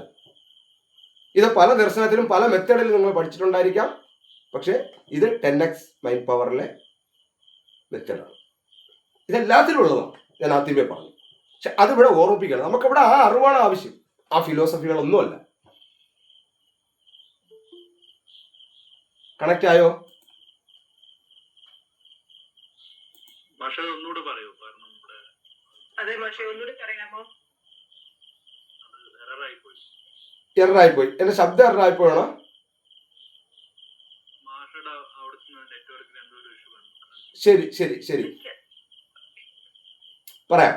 അതായത് നമ്മളെപ്പോഴും നമ്മുടെ ക്ലാസ് തുടങ്ങുമ്പോൾ എപ്പോഴും പറയുന്ന ഒരു കാര്യം തന്നെയാണ്. ഞാൻ ഈ പ്രപഞ്ചത്തിന്റെ കാര്യം പറഞ്ഞിട്ടുണ്ട്. ഇപ്പോൾ വന്ന ബാച്ചുകാർക്കും ഏകദേശം അറിയാവുന്ന കാര്യമാണ്, മനസ്സിലായില്ലേ? അത് നക്ഷത്ര സമൂഹങ്ങളായിട്ടുള്ള പ്രപഞ്ചത്തിലെ ഈ സാധനം കണക്ട് ചെയ്ത് പറയുമ്പോഴേ നമുക്ക് മനസ്സിന്റെ അകത്തെ സൂക്ഷ്മമായ ഊർജത്തെക്കുറിച്ചും അവിടത്തെ മാന്ത്രികതയെക്കുറിച്ചും നിങ്ങൾക്ക് മനസ്സിലാവുള്ളൂ. അതിനാണ് ഞാൻ പറയുന്നത്. പ്രപഞ്ചത്തിന്റെ നിരവധി നക്ഷത്ര സമൂഹങ്ങൾ ചേർന്ന പ്രപഞ്ചം. ആ നിരവധി നക്ഷത്ര സമൂഹങ്ങളിൽ ഒരു നക്ഷത്ര സമൂഹമായിട്ടുള്ള ഗാലക്സി, സ്പൈറൽ ഗാലക്സി അല്ലെങ്കിൽ മിൽക്കി വേ. ആ മിൽക്കി വേയിൽ കോടിക്കണക്കിന് നക്ഷത്രങ്ങളുള്ളതിൽ ഒരു നക്ഷത്രമായ സൺ എന്ന നമ്മുടെ സൂര്യൻ, ആ സൂര്യന്റെ ചുറ്റിലുമുള്ള ഗ്രഹങ്ങൾ, ആ 8 ഗ്രഹങ്ങളിൽ ഒരു ഗ്രഹമായിട്ടുള്ള ഭൂമിയിൽ അനേകം ജീവജാലങ്ങൾ, അതിൽ ഒരു ജീവിയായിട്ടുള്ള മനുഷ്യൻ, ആ മനുഷ്യന്റെ മനസ്സ്, ആ മനസ്സിലെ സൂക്ഷ്മമായ ഊർജമായിട്ടുള്ള ചിന്ത. ആ ചിന്തയാണ് നമ്മൾ ജീവിതത്തിൽ നമ്മൾ എടുക്കുന്ന പ്ലാനുകൾ മനസ്സിൽ എത്രമാത്രം അതിനെ ആശയമാക്കാൻ പറ്റുമോ, എത്രമാത്രം അതിനെ മനസ്സിലിട്ട് ചിന്തിക്കാൻ പറ്റുമോ, അതാണ് മാന്ത്രികത അല്ലെങ്കിൽ മന്ത്രം. പ്രാർത്ഥിക്കുന്നത് അവനവന് വേണ്ടിയാണ്. ഈ സംഭവങ്ങൾ നമ്മൾ ഇതിനകത്ത് മറ്റൊരാൾക്ക് എന്ത് ചെയ്യാമെന്നുള്ള ഒറ്റ പരിപാടി ഇവിടെ ഇല്ല. ഇത് മറ്റുള്ളവർക്ക് പറഞ്ഞാൽ മനസ്സിലാവുമെന്നൊന്നും നിങ്ങൾ ആരും ചിന്തിക്കരുത്. നിങ്ങൾക്ക് മനസ്സിലായെങ്കിൽ മനസ്സിലാക്കാൻ ഞാൻ എവിടെ നിന്ന് ഞാൻ വേണമെങ്കിലും ഉദാഹരണം കൊണ്ട് തരും. നമ്മളെ ഇവിടെ ഇല്ലാത്ത, മനസ്സിലായില്ലേ, ഒരു തേർഡ് പേഴ്സണ് ഇതെങ്ങനെ മനസ്സിലാവും സാറേ എന്ന് ചോദിച്ചാൽ എനിക്കറിയില്ല. നമ്മൾ മുഖാമുഖം നിൽക്കുന്ന, നമ്മൾ ഓപ്പോസിറ്റ് നിൽക്കുന്ന നമ്മൾ തമ്മിൽ ഇത് റിസൾട്ട് ചെയ്യാൻ വേണ്ടിയാണ് ഞാൻ പറയുന്നത്. അപ്പൊ നമ്മളുടെ ജീവിതത്തിൽ മുന്നോട്ട് പോകുന്ന പ്ലാനുകൾക്കെല്ലാം ഒരു മാന്ത്രികത വേണം, മന്ത്രം വേണം, മനസ്സിൽ മനനം ചെയ്യണം. അപ്പോൾ നെക്സ്റ്റ് താന്ത്രികത. എന്താണ് തന്ത്രം? തന്ത്രം എന്ന വാക്കിന് ഒരു 2-3 ഉദാഹരണം പറയാമോ? അല്ല, 2-3 ഒരാളെങ്കിലും 2-3 പേര് എന്താണ് തന്ത്രം എന്ന് ഉദ്ദേശിക്കുമ്പോൾ ആ തന്ത്രം എന്ന വാക്ക് കേൾക്കുമ്പോൾ ഉണ്ടാവണ സാധനം എന്താ?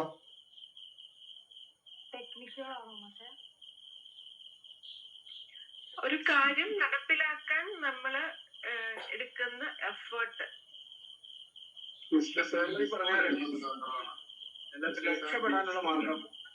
ആ, ഓരോന്ന് കേൾക്കണം.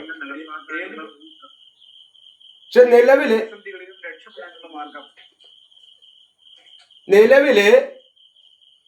മാർഗം ഓക്കെ എല്ലാമാണ്. പക്ഷെ നമ്മൾ നിലവിൽ തന്ത്രം എന്ന് പറയുമ്പോൾ അത് അവരുടെ തന്ത്രമുണ്ടേ എന്ന് പറയും. മനസ്സിലല്ലേ? ഇവിടെ നമ്മൾ മനസ്സിലാക്കേണ്ട ഒരു കാര്യം, ഇപ്പം നമ്മളെല്ലാവരും പറഞ്ഞ കാര്യങ്ങൾ തന്നെയാണ്. തന്ത്രം എന്ന് പറഞ്ഞാൽ പ്ലാൻ. അത് രക്ഷപ്പെടാനാണോ നശിക്കാനാണോ, അത് നമ്മുടെ തലച്ചോറിൽ നമ്മൾ മന്ത്രിക്കാനെടുത്ത വിഷയം, നമ്മളെ അകത്ത് മന്ത്രിക്കാനെടുത്തുള്ള മാന്ത്രികതയിലുള്ള വിഷയം എന്താണോ ആ വിഷയത്തിനെ ഒരു പ്ലാൻ ആക്കലാണ് തന്ത്രം. അതാണ് രസതന്ത്രം, ഊർജതന്ത്രം, മനസ്സിലല്ലേ? രാഷ്ട്രതന്ത്രം. അവിടെ എടുത്തിരിക്കുന്ന ഓരോ വിഷയങ്ങൾ എന്താ? ഫിസിക്സ്, ഊർജം എന്ന് പറയുന്ന കാര്യത്തെ മന്ത്രമാക്കുകയും അതിനെ എങ്ങനെ പ്രവർത്തിപ്പിക്കേണ്ടതാണ് എന്ന തിരിച്ചറിവ്, അല്ലെങ്കിൽ എങ്ങനെ പ്ലാൻ ചെയ്യണം, മനസ്സിലായില്ലേ? അതായത് ഇരുചക്രങ്ങൾ, ഒരു വാഹനം നമ്മൾ സ്റ്റാർട്ട് ചെയ്യുമ്പോൾ ഒരു താക്കോൽ വെച്ച് ഒരു കീയിലോട്ട് ഇങ്ങനെ കറക്കുമ്പോൾ ആ ആദ്യം കറങ്ങിയ ആ ഇതിൽ നിന്ന് എവിടെ എർത്ത് ചെന്ന് ഒരു ചെറിയ ചക്രം കറങ്ങി ആ ചക്രത്തിൽ നിന്ന് അടുത്ത ചക്രത്തിൽ നിന്ന് അടുത്ത വലിയ ചക്രത്തിൽ നിന്ന് അടുത്ത വലിയ ചക്രത്തിൽ നിന്ന് അവസാനം അതിന്റെ ടയർ ആകുന്ന അല്ലെങ്കിൽ അതിന്റെ വീലാകുന്ന വലിയ ചക്രം വരെ കറങ്ങാൻ ഈ ചക്രങ്ങൾ തമ്മിലുള്ള പരസ്പര ബന്ധം എങ്ങനെ ഇരിക്കണം? ഒരു എന്താണ് ചക്രം എന്ന് പറയുന്ന അല്ലെങ്കിൽ ഒരു റൗണ്ടിലെ ചക്രത്തിനകത്ത്, ഓരോ ചക്രത്തിനകത്തും, ഇത് നമ്മുടെ തിയറിക്കകത്ത് നമ്മൾ ചിന്തിക്കേണ്ട കാര്യമാണ് പറയണം. ഓരോ ചക്രത്തിനകത്തും എന്താണ് ഫീമെയിൽ മെയിൽ പോലുള്ളതാണ് ആ ചക്രത്തിന്റെ പല്ലുകൾ. അപ്പോ അത് ഒരുപാട് അമർന്നു പോയാലും ഒരുപാട് കൂടി ചേർന്ന് പോയാലും ഒരുപാട് അകന്നു പോയാലും ഈ ഒരു ചക്രം കറങ്ങി എന്ന് ചോദിച്ചിട്ട് അടുത്ത ചക്രം കറങ്ങണമെന്നില്ല. ശരിയാണോ അല്ലേ?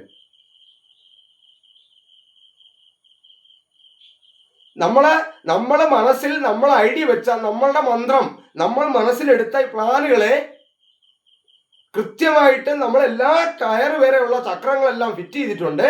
പക്ഷേ അതിന്റെ പല്ലുകൾ തമ്മിൽ ഒരുപാട് ചേർന്നിരിക്കുകയാണോ അതെ അകന്ന് നിൽക്കുകയാണോ എന്ന് ചിന്തിക്കുന്നത് പോലെ അതിന്റെ എല്ലാ പ്രവർത്തനങ്ങളെയും, ആ ചക്രങ്ങളെ മാത്രമല്ല എല്ലാ പ്രവർത്തനങ്ങളെയും പ്ലാൻ ചെയ്യലാണ് തന്ത്രം. അതാണ് താന്ത്രികത. മനസ്സിലായോ?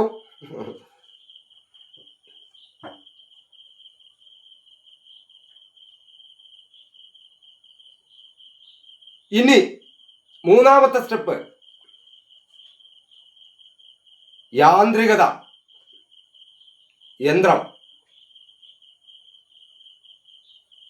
മന്ത്രം നമ്മൾ മനസ്സിൽ തീരുമാനിച്ചത് കൃത്യമായിട്ടുള്ള അളവുകളും അതെങ്ങനെ വർക്ക് ചെയ്യണമെന്ന താന്ത്രികതയും വന്നു കഴിഞ്ഞാൽ മൂന്നാമത്തെ എന്താവും? യാന്ത്രികമാവും, യന്ത്രമാവും. സ്വന്തമായി വിരൽ വെച്ച് ഒരു ചാവി ഇട്ട് സ്റ്റാർട്ട് ചെയ്ത് ആ വണ്ടി വളരെ വേഗതയിൽ മുന്നോട്ട് സഞ്ചരിക്കുമ്പോൾ അത്രയും ഈസിയായി ആ വണ്ടി ഓണാക്കിയവന് പോലും നിർത്താൻ പറ്റില്ല. അത്രയ്ക്ക് അത് യാന്ത്രികമാകും. നമ്മൾ തുടങ്ങി വെച്ചിട്ടുള്ള പല മാന്ത്രികവും താന്ത്രികവുമായിട്ടുള്ള പല കാര്യങ്ങളും നമ്മളെ കയ്യിൽ നിൽക്കാതെ പാസ്റ്റായി പോകും. അത് പോസിറ്റീവായിട്ടുള്ള കാര്യമായാലും നെഗറ്റീവായിട്ടുള്ള കാര്യമായാലും, തകർച്ചയുടെ കാര്യമായാലും ഉയർച്ചയുടെ കാര്യമായാലും ശരി. പക്ഷെ മന്ത്രം മനസ്സിലുണ്ടാകണം, മനസ്സിൽ ചിന്തിച്ചുറപ്പിക്കണം, മനസ്സിൽ പ്ലാൻ വേണം. ആ പ്ലാനിന് എങ്ങനെ ഏത് തിയറി വെക്കാമെന്ന് അറിയണം. അതെല്ലാം സക്സസ് ആണെങ്കിൽ സൈക്കിളിന്റെ ഒരു പെറ്റിൽ പിടിച്ച് കറക്കിയാൽ, ആദ്യം നമ്മളൊന്ന് കറക്കി വിട്ടാൽ അല്ലെങ്കിൽ ഒന്ന് ചവിട്ടി വിട്ടാൽ ആ സൈക്കിൾ പോകുന്ന വേഗതയ്ക്ക് പിന്നീട് നമ്മൾ എന്ത് ചെയ്യണ്ട, വീണ്ടും അതേ സ്ട്രെയിൻ കൊടുക്കണ്ട. അത് കറങ്ങിക്കോളും, അത് നിന്ന് കറങ്ങിക്കോളും, പെറ്റിലും കറങ്ങിക്കോളും. അതാണ് ഊർജത്തിന്റെ പ്രത്യേകത. കണക്റ്റ് ആയോ?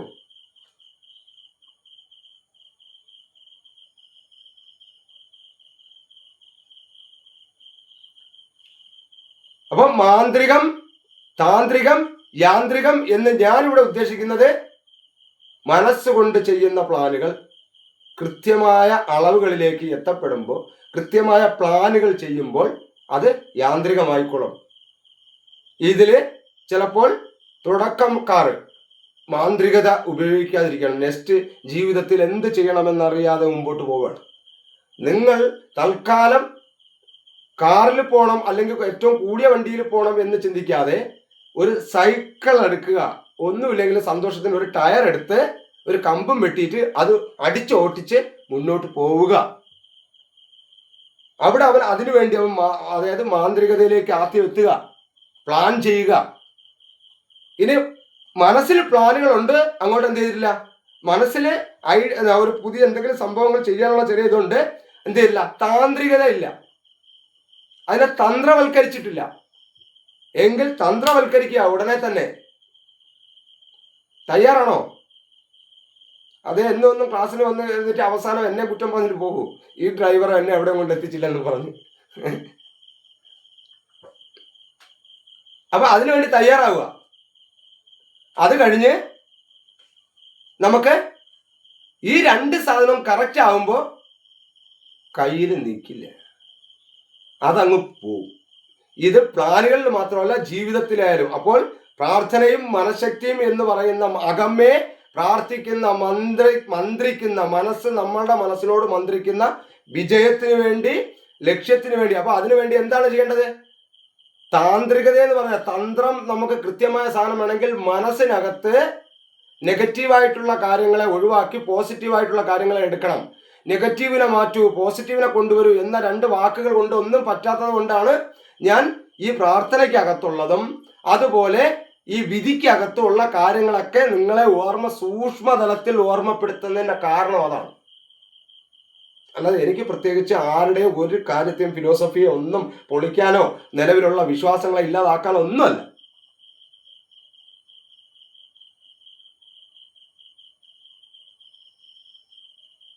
അത് ആ സാധനങ്ങൾ വീണ്ടും കെട്ടിയിടാതെ സ്വതന്ത്രമായി ചിന്തിക്കുന്നതിന് വേണ്ടി ആണ് ഞാൻ ഓരോ കാര്യങ്ങളും പറയുന്നത്. അപ്പോൾ ഇവിടെ വരുന്ന 2 മിനിറ്റ് അധികമായേ, ഇവിടെ വരുന്ന ചർച്ചകളും മാക്സിമം ഇന്ന് നമ്മളുടെ ലക്ഷ്യം പ്രാർത്ഥനയും മനഃശക്തിയും. എന്തിനു വേണ്ടി? അത് നമ്മുടെ ഹെൽത്തായിട്ടും മൈൻഡായിട്ടായാലും നമ്മൾ എന്തെങ്കിലും നമ്മുടെ ശരീരപരമായിട്ടുള്ള മാറ്റങ്ങൾ വരുത്തുന്നതിന് വേണ്ടി, അല്ലെങ്കിൽ മറ്റ് കാര്യങ്ങൾക്ക് വേണ്ടി, ഇങ്ങനെ വരുന്നതിനെല്ലാത്തിനും എല്ലാം കൂടി ചേർന്ന് മാനസിക സന്തോഷത്തിന് വേണ്ടി ഇതെല്ലാം കൂടെ ചേർന്ന് അടുത്ത മുന്നോട്ട് നമ്മളുടെ ജീവിത പ്ലാൻ, അതാണ് 10x മൈൻഡ് പവർ ഉദ്ദേശിക്കുന്നത്. വേറെ ഒന്നുമില്ല. ചർച്ചകൾ അത്തരം ലക്ഷ്യബോധത്തോടു കൂടിയുള്ള ചർച്ചകളായിരിക്കണം. അപ്പോൾ എല്ലാവർക്കും സന്തോഷം, സ്നേഹം. നമ്മളെ ക്ലാസ് വൈൻഡപ്പ് ചെയ്യാണ്. പ്രത്യേകിച്ച് സംശയങ്ങളോ കാര്യങ്ങളോ എല്ലാം ഉണ്ടെങ്കിൽ ഗ്രൂപ്പിൽ ചോദിക്കാം. അപ്പോൾ എല്ലാവർക്കും സന്തോഷം.